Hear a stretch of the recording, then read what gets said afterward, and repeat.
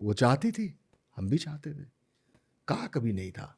तो घरों में फाटक हुआ करते थे और फाटक में एक छोटा फाटक हुआ करता। उस फाटक की कुंडी जब खोलते थे खट से, तो चौथे पांचवें घर पे वो रहती, बड़े दबंग फैमिली की थी, तो खटाक से आवाज होती थी। जब खटाक से आवाज होती थी, वो बंदी या तो घर के बाहर तो होती थी या छत पे होती थी।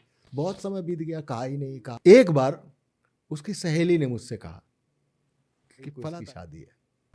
अब उस दिन लगा कि कुछ गड़बड़ हो गया, तो उसने कहा तुमने कभी कहा ही नहीं उसने कि तुमसे कभी कह नहीं पाई। सड़क पर तब तंबू लगते थे शादियों के, तो उसके घर पर वेलकम गेट लगा था और मेरे घर के पास उसके जयमाला का स्टेज बना हुआ था।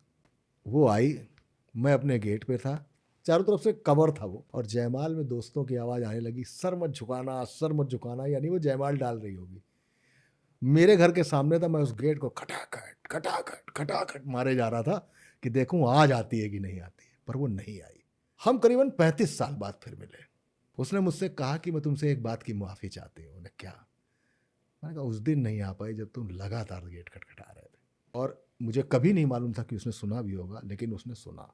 तो बड़ा रोंगटे खड़े कर देने वाला वो आज भी सीन याद आता है। फिर उसने एक चीज़ ये भी बताई कि घर वालों से सुनते थे कि 10 दिन तक बेर के पत्ते खाओ तो जिससे चाहो उससे शादी कर सकते हैं।